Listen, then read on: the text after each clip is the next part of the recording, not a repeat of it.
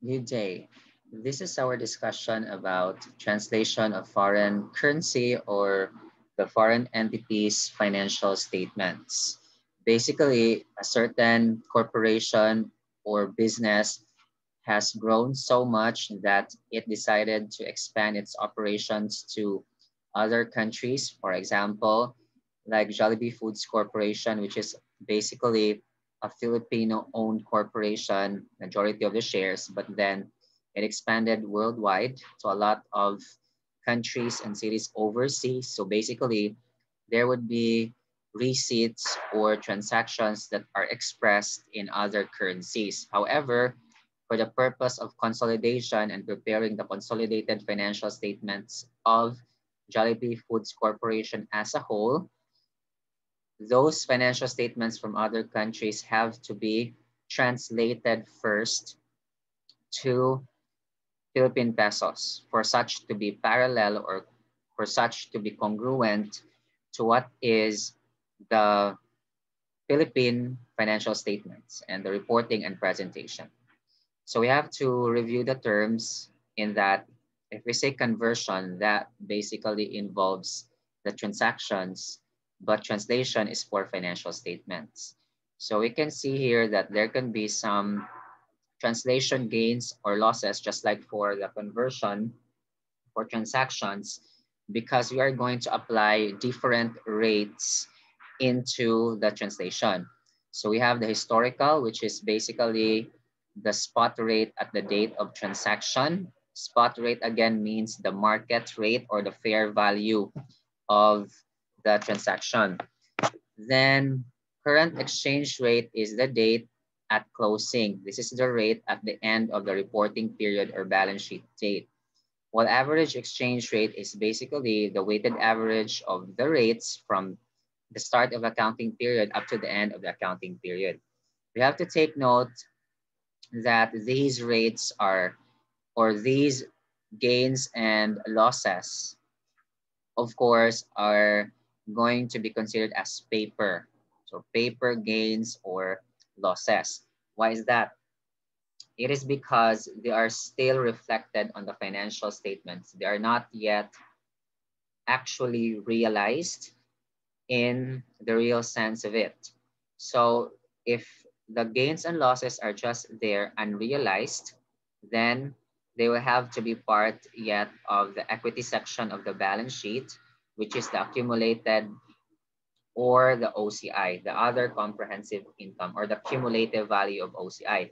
Remember when we touched the items about what constitute the other comprehensive income, one of that is the translation adjustment or the foreign currency translation adjustment arising from translating the financial statements from one currency to another currency or from foreign currency to the presentation currency to be more specific. And then that will be presented current version in the income statement under the OCI section. And then the cumulative will be in the equity section of the balance sheet, and the changes and the cumulative, the beginning and ending balances, as well as the changes and a statement of changes in shareholders' equity. So these are still paper gains or losses. The moment that a subsidiary or a branch or an investment in a foreign operation is sold, then basically that is the time in which the paper gain or loss would become realized gain or loss. Paper gain or loss are synonymous to unrealized gain or loss. All right. Now we can see our source here. I explained already the essence of translation of foreign financial statements. Now, the question would be, how do we do normally the translation? So we have to know first the items that are to be translated as to the currencies, foreign currency units that are available. Then we have to translate such by multiplying the foreign currency units with the appropriate exchange rate. As said a while ago, could be historical, could be closing or current, could be the average or weighted average. The historical normally is the spot rate at the date of transaction. Spot rate, again, is also known as the fair market value or the fair value or market value or the prevailing rate at the date of transaction. Going back, so if we multiply these two, the result will be the account in Philippine peso in equivalent units. And then after that, we now consolidate the translated foreign entities accounts, which are now stated in Philippine peso since we're living in the Philippines with the Philippine company's accounts. To consolidate, we simply have to combine like items. So if you have been with IFRS 3 business combinations, you know these things. Okay, so for actual consolidations and the procedures, they will be done as we go along the way. First, we have to know the terms. Our standard as based here would be IAS or PAS 21, Philippine Accounting Standards number 21, which is the effects of changes in foreign exchange rates. So basically, the impact of foreign exchange rates to the financial statements. As a minimum, we normally incorporate the impact the moment that we prepare the financial statements at the end of the accounting period. And these are the terms. So functional currency, this is the currency of the primary economic environment in which the entity operates. So this is where basically the entity do or does the transactions.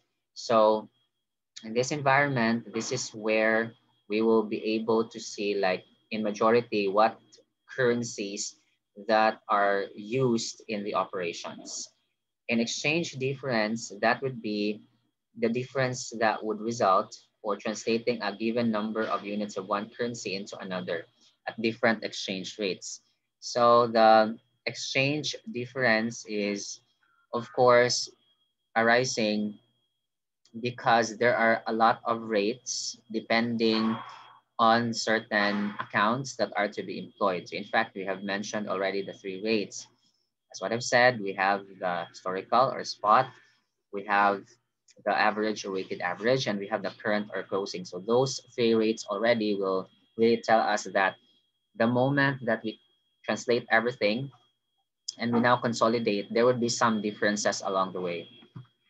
Then foreign operation is that particular subsidiary under IFRS 3 or associate under IAS 28, as well as the joint venture or branch for home office and branch accounting, in which such operates in a country other than the reporting or than that of the reporting entity. So meaning overseas or abroad.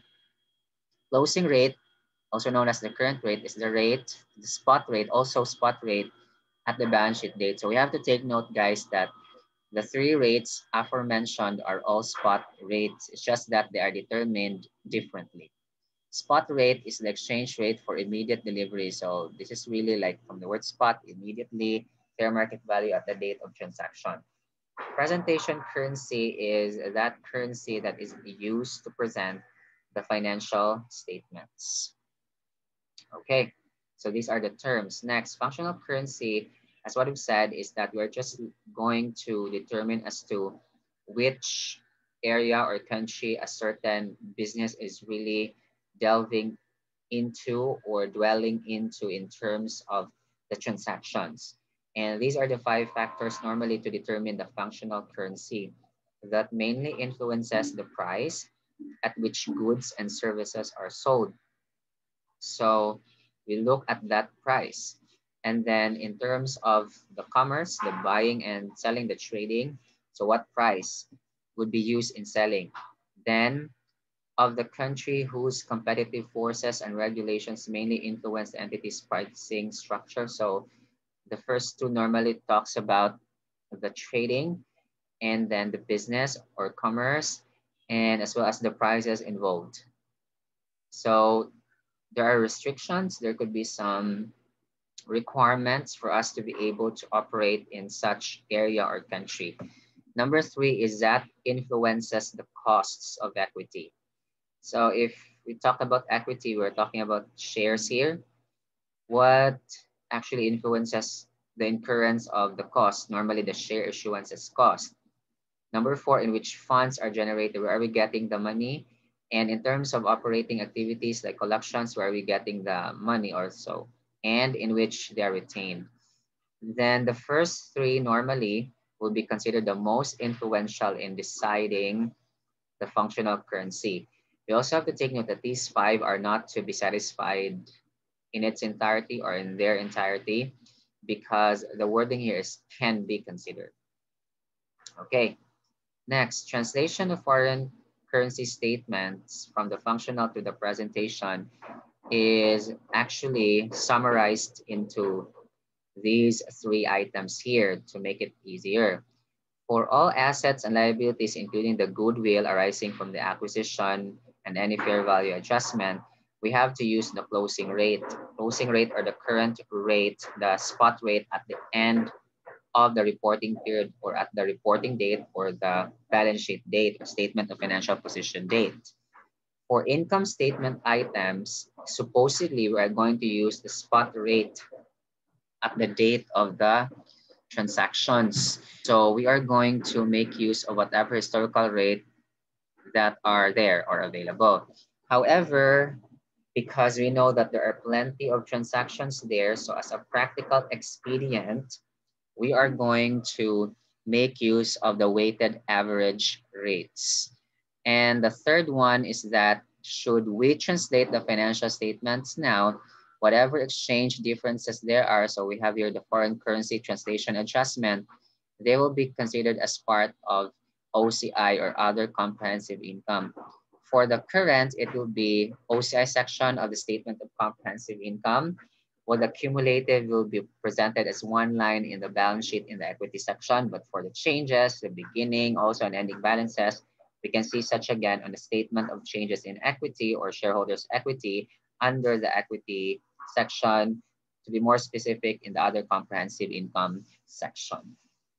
All right, so these are just the three presented methods so far. But as said here also that there can be special rules, especially for talking of a hyperinflationary economy. So that will be discussed in our second part. Next, to continue, we have here the illustration, and this is like the first year of operations.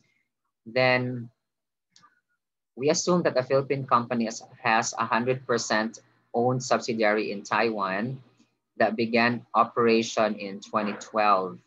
Then we have building which costs 50 million NT dollar. And then this was financed primarily by Taiwan banks, although the parent did invest 20 million NT dollar in the Taiwan operations. Then all revenues and expenses are received and paid in NT dollars. The subsidiary also maintains its books and records in NT dollar. Although this is something that has been mentioned straight to the face, but we all know that a subsidiary, an associate, even a branch, will prepare its own books of accounts and financial statements. Here is the statement of financial position presented at December 31, 2012 at NT dollars, and the parent is a Philippine company. Therefore, there is a need for us to be able to translate first these financial statements in NT dollars into the Philippine currency. And we have here assets, liabilities, and stockholders' equity in NT dollars, statement of financial position, as well as the combined statement of comprehensive income and retained earnings.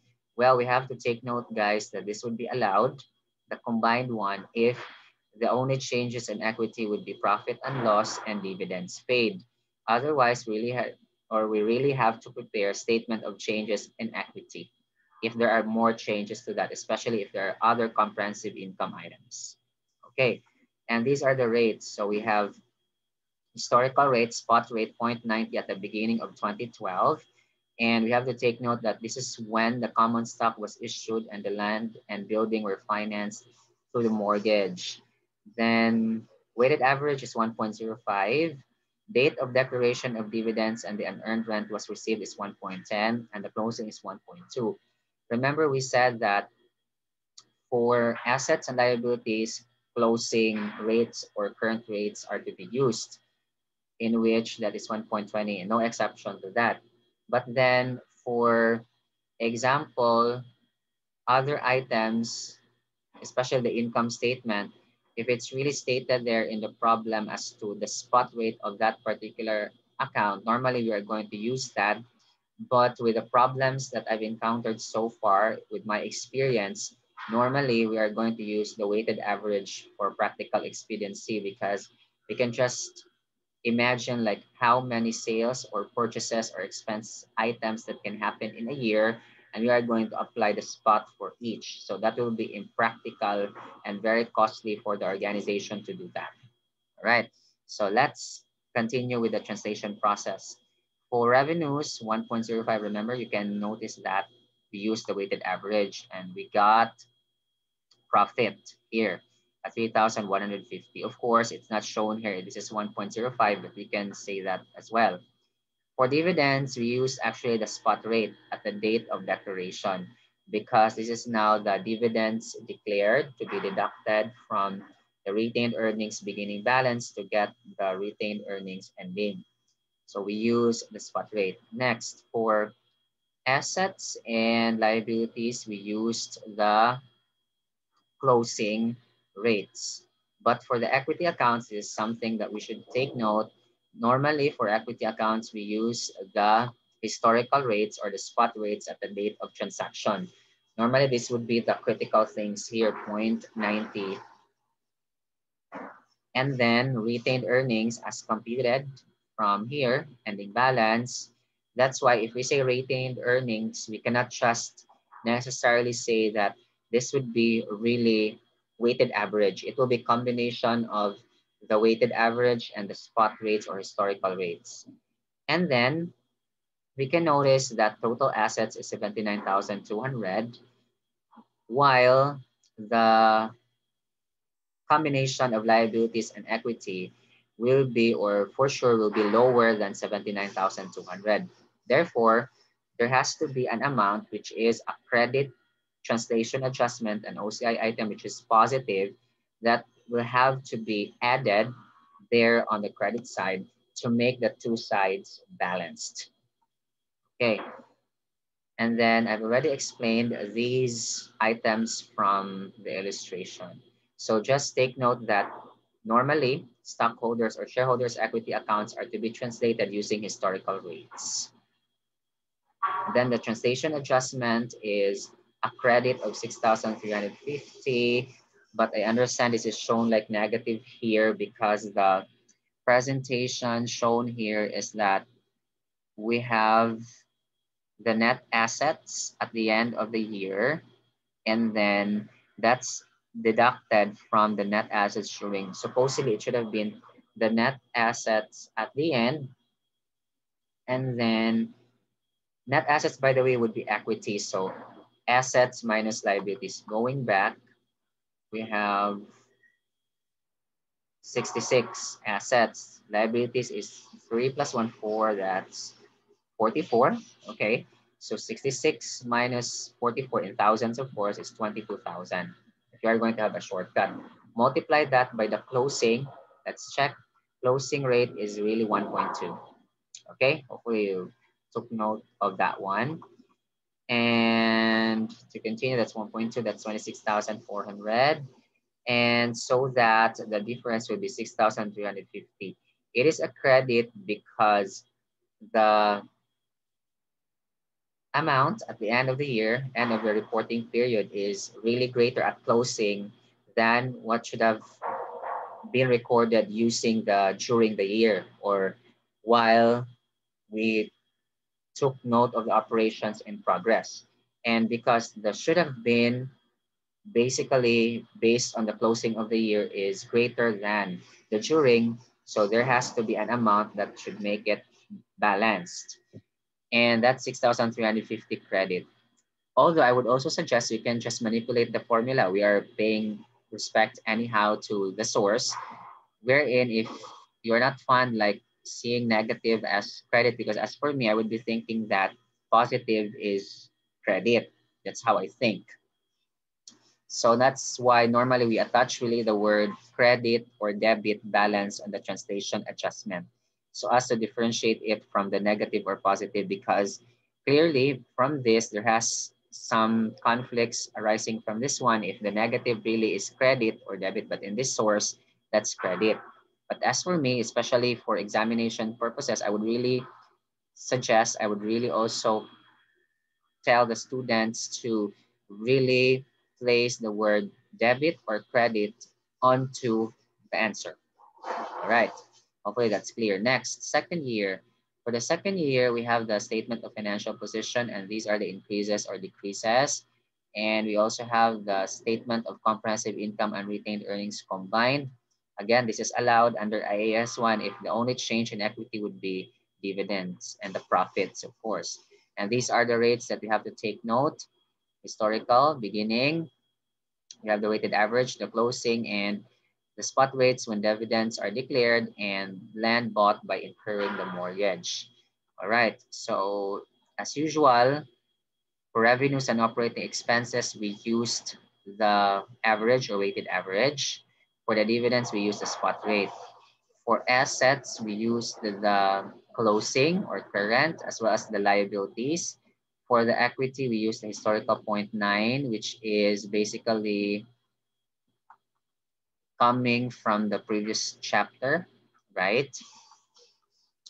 And then, although I've noticed that for some sources, if, for example, we are not able to really know like how much or what was the rate for the equity transactions at the date of the transaction itself, because normally, again, for equity accounts, we're going to use the historical rates. So if we do not know, normally we use the beginning closing rates or the, of course, when I said beginning closing, I meant the closing in the previous year, but the beginning in this year. Okay. So that's why, again, if ever the historical rates for the equity accounts are not given, we use the beginning rates. I hope that's clear. Then retained earnings as being computed here above. Then translation adjustment, this amount. This amount that is shown here is cumulative. We just have to be careful because in the first year, whatever is the amount here, which is the cumulative, is also the current. And that's the case for the first year because there are no changes happening yet in the second year. But the moment that we are on the second year, we really have to be able to compute like how much really belongs to the OCI current and the OCI cumulative. Let's check. So for the net assets during, we have beginning, we used the historical for the beginning, as what I've said, that's the beginning rate. Then for comprehensive income, we used the rate that is average, 1.16.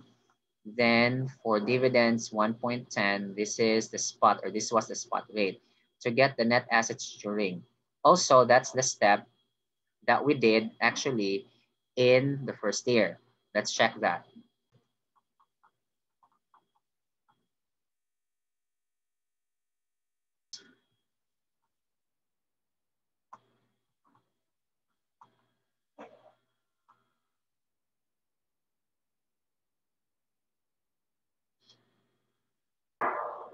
Remember,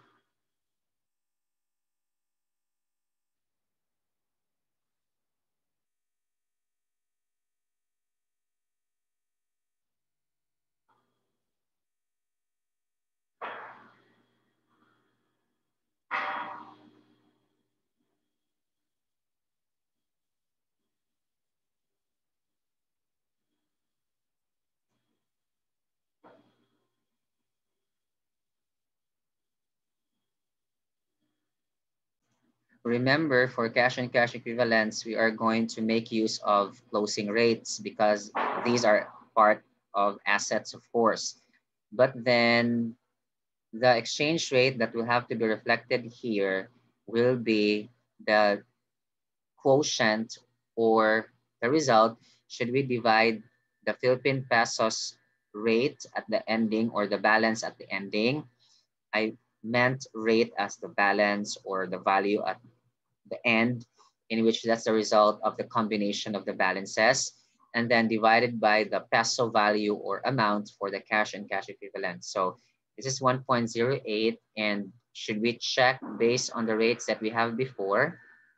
This was also the closing at the end of the year. These are the rates, by the way, for the second year in our source or illustrations. Now, as what I've said, it is possible that there can be an exchange difference. Forgive me for moving up and down, guys, because we really have to look into the other parts of our source to be able to express our points. Going back, so it's really possible that the ending balance that will be obtained here because of combinations of rates from the computations of statement of cash flows would not coincide with whatever is the balance of cash and cash equivalent at the end of the year translated using the current or closing rate. So in that case, there would be an exchange difference here that would be added or deducted so that whatever is the net value that is at the ending will be balanced with the closing rate value for cash and cash equivalents. I do hope that is also clear. Next, for that one, though, if you are going to ask me, it can be a minus or a plus, so it depends. Now, this case here is, for example, we have to record or we have to journalize the transactions for a certain subsidiary using cost method. So normally, if you are really using IFRS 3 business combinations as our standard, should we have 50 plus 1% minimum? And in fact, in this problem, it's 100%. So clearly, this is a business combination. So we are going to use cost method. So clearly, for initial investment, that's just a debit to the investment and credit cash at the value of investment. Now, should there be dividends, it will be treated as an income. It's not IAS 28 for associates or joint ventures we're in. Under equity method, we are going to deduct whatever dividends received to get the ending balance of the investment. That's not true here. In cost method, again, it's going to be treated as part of income and operating income of the investor or the parent company. Now, what if that particular entity or subsidiary is disposed of or sold? So this is the case that, as what we've said, the paper gains and losses or losses also will have to be transferred or will have to be moved. The term is recycled. So recycling is the process of transferring amounts from the OCI section to the profit or loss section. So this is the case wherein that particular subsidiary is disposed, and therefore we have to eliminate whatever balance from the OCI related to that subsidiary by transferring again the balance of gain and loss or gains and losses for foreign currency translation adjustment from the OCI section cumulative to the profit or loss. So this would be allowed here. This is one of the items that are presented in the OCI that recycling would be allowed. So we have here cash as received, then closing of investment in Taiwan subsidiary, the subsidiary, and the difference is gain on sale. Then we are going to transfer translation adjustment OCI. Remember, this was our balance in the second year, and we convert or transfer or translate that to gain on sale of investment, 3,390. So that's the point of this one, in which we transfer from OCI section of the statement of changes in equity to the profit or loss. But what if it is only a portion that has been sold? So in that case, you simply have to multiply whatever values there are by 70%, most especially with the amount of the investment. So only the amount of the investment will be multiplied, not the cash and the gain, because the cash and the gain would be, of course, there. Cash will be first, and then the investment balance will be multiplied by 70%, and the difference of the two will be the gain on sale. But the translation adjustment will be multiplied by 70%, and that will also be the amount for gain on sale of subsidiary. All right, so hopefully you learned something for this first session. Thank you very much for listening, and God bless.